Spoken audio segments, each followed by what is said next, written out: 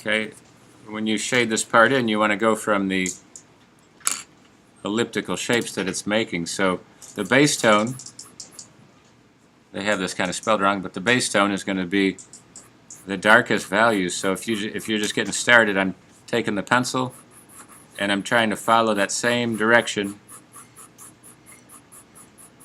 and whether I turn this page so I can get a better angle of it, that's fine.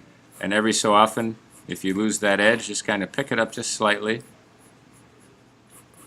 and start to blend this in. Now I'm going around the form. Now I'm turning this part. You can't actually see that too well. And as I get to the edge, I want to heavy up that line a little bit and work my way around so I can go either direction if I need to.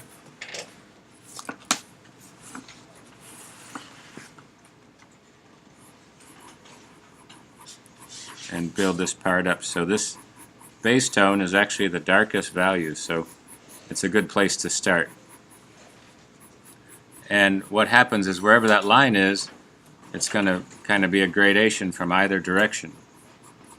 So as I start to overlap this, just kind of bring it right up into the part that's represented by the halftone. So the line itself is building it up, and you're just putting in some value because it's going to get lighter and ultimately be the lightest up at the highlight. But you want to be able to wrap this all the way around, and it's going to blend this in. So you want to, it's going to take a little motor skill to build that section in there.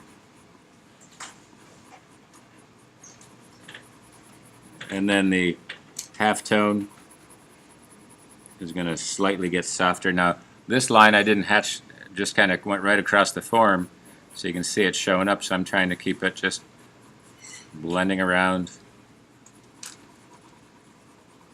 that piece right there.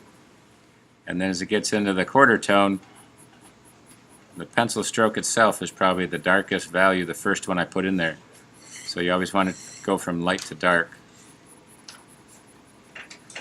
and just build that up. So right now I kind of have a pretty good connection here.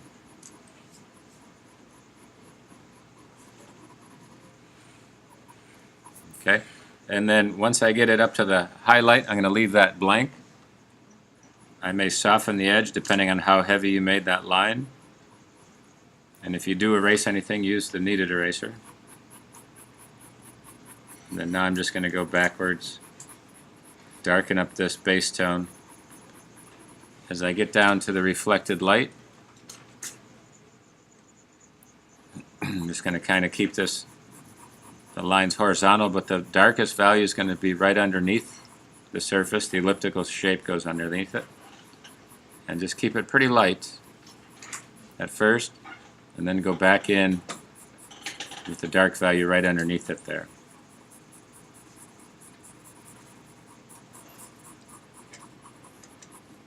Okay.